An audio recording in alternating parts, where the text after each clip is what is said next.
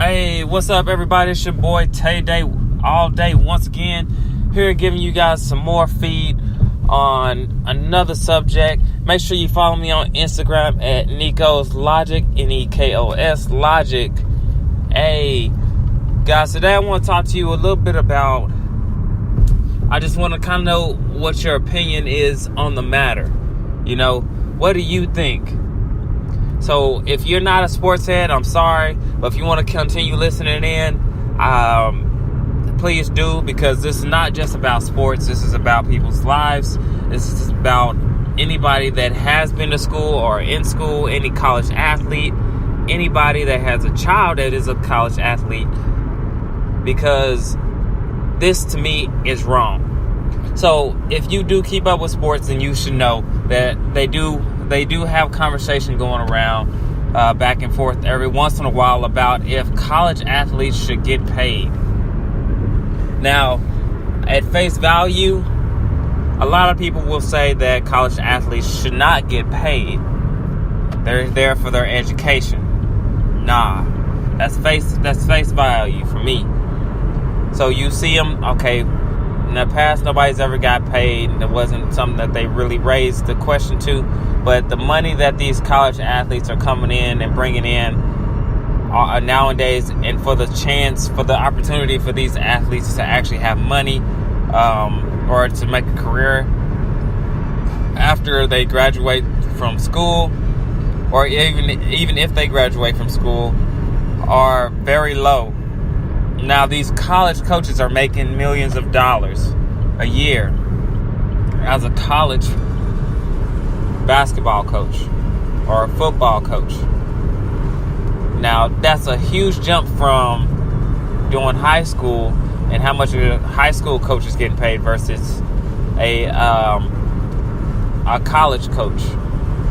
Now, my position on this, I'm not going to get into any technical numbers. Not right now. Maybe if I get some, maybe on my next episode about this same subject, maybe I'll get a little bit more technical. And also I have a guest that wants to speak on those facts that I'll raise. But for now, I just want to go ahead and kind of bring it up like, okay, so my point of view on this is, yes, I do believe that they should have some kind of funding for these athletes. Why? Because these athletes are coming from far away, coming to a new town, to come play for a school that, giving it a chance, throwing out this risk, and also working hard, most of all, because athletes have to keep a certain GPA. In college, it's very different from high school. It's not just showing up for class. It's not just doing the assignments. It's also the tutoring and also being as good as an athlete as they are. Now, these people are actually bringing them in and offering them free scholarships and stuff like that to pay for their schooling based off of their abilities, based off of their athleticism or their skill. Now, I think that, yes, that should cover their skills, and their athleticism should cover their scholarship. The reason why they have them, they're paying for their education. But what about their livelihood? What about what happens afterwards? There's a very small percentage of these athletes, even if you have decent overall in your, whatever division you're playing in, the percentage of an athlete actually going to the NBA or NFL, any higher division, to professional level, these players, if they don't make it, they're left with nothing. You graduate with just a piece of paper, or if they got an injury and they weren't able to, finish. Maybe they got kicked off the team because the injury took a year and then they never came back the same. I believe that the schools should take care of that. I believe that schools should start some kind of withholding where the kids will have have a certain amount of money that they can get into each month that they're college athletes. And then after that, they have full access to, once they graduate, only if they graduate, they get full access to this money. This is a motivation. Money is a motivator. We know this. Nowadays, it's worse than ever. Money is a motivator. So why not give these kids some change, a little money where they can have livelihoods, where they can go and they can spend money on, snacks, eating, on that type of stuff, clothing, and then once they graduate, reward these kids with having good grades and able to graduate with a 4-year degree or higher, and then they have some kind of funding to reach into for the next 6 months to a year that will set them on a positive road. Because if they held up their end of the deal, why can't schools pay them something?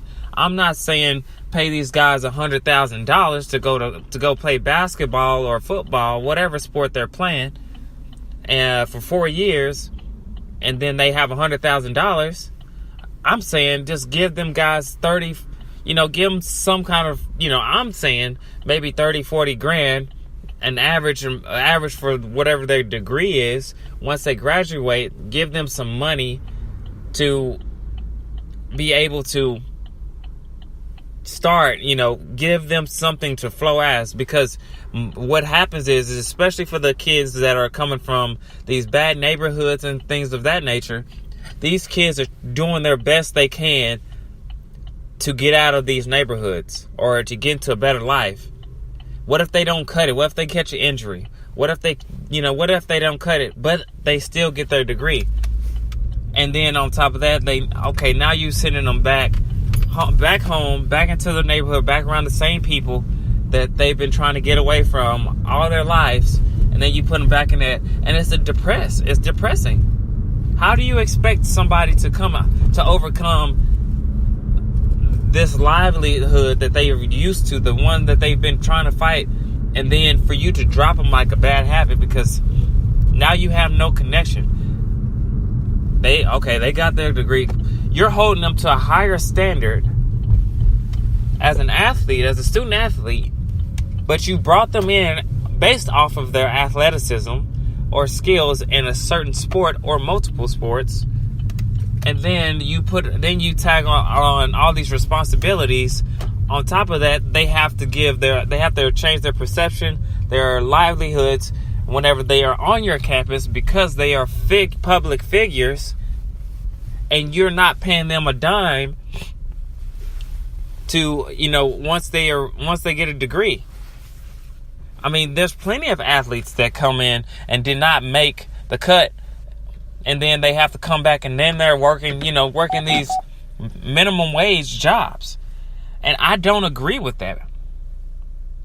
I believe that they should give them some kind of money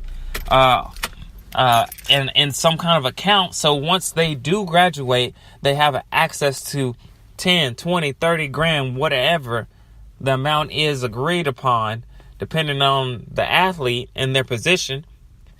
So I'm saying, for example, if you're a starter on the basketball team and you started all 4 years or three years, whatever the case is, if you are a starter for a majority of your career, that means you put in the most effort, and you don't do anything. I think you should be able to fine them as well. So if they get caught with illegal drugs, or if they doing something wrong, in an abusive relationship, whatever the cause is, I believe that the school should be able to hit them with a fine for those incidents, depending on the level of the incident. That way, you can justify why you're taking the money, just like you would do for a professional. I mean, if you're playing Division I NCAA ball, you are literally just one step from being a professional. And at that time, I mean, there's been allegations for people that's been paid, more money, off the record money to play at these schools. So I'm saying just go ahead and put money as a motivator for these kids. These people are 18, 19 years old, all the way up to, 20s, in their 20s, out here working their ass off. And I believe that they should give them some kind of reward. And always, they can set the rules and, negotiate all that. But I know it'll be a better outcome if these athletes will be okay if they had 30, 40 grand saved up. So once they graduate school, boom, you got some money to get into. They'll last you for, 6 months to a year, depending on how you use it, can be longer, but it will help you out. I mean, wouldn't you agree? I'm an experienced athlete. I've had a scholarship, but it wasn't a full ride. And I know how it feels. I had that change of tempo, that change of experience from playing high school ball to playing college ball. It's cutthroat. It's real cutthroat because, yes, y'all on the same team, but at the same time, y'all fighting for the next year's scholarship. At the same time, you're fighting for the same position. At the same time, y'all fighting for a certain kind of glory, a certain kind of respect. So y'all are teammates, but rivals all in one, and that's really how you would define competition. Because once you get a certain level, you gotta earn respect. You gotta earn your spot. And these kids are already out here doing this cutthroat work. These kids are already out here getting hurt. I had a person injure me on purpose. So what's going on here is that I think that for these things that are going on, these kids need to have some kind of funding coming in each season, each year that they are performing well in school and on the field or court, whatever. That way, if they do, and then, if you want to require, hey, if you want to make more than $10,000-$15,000, if you want to make more than that, and you're put in your savings for graduation day, you got to get hired and you got to graduate with the associates or better. A bachelor's are better for $30,000 to $50,000 as an athlete. These type of things, because what's going on right now is not worth it. That's why they had to make that rule. They had to put the rule in place to change it, where athletes had to go to, they had to spend 1 year in college. They couldn't come straight out of high school anymore, because nobody wants to go to college if you can make $1 million. Make them $1-2 million already, fresh out of high school. You be 19 years old and a millionaire. That's why they incorporate that rule, because they want to bring more money to the college level. And if they want to bring more money to the college level, you can get more college athletes to come in if you can guarantee them a certain amount of money for them performing the way that you want. Shoot, I do it with the kid. Money is the motivator.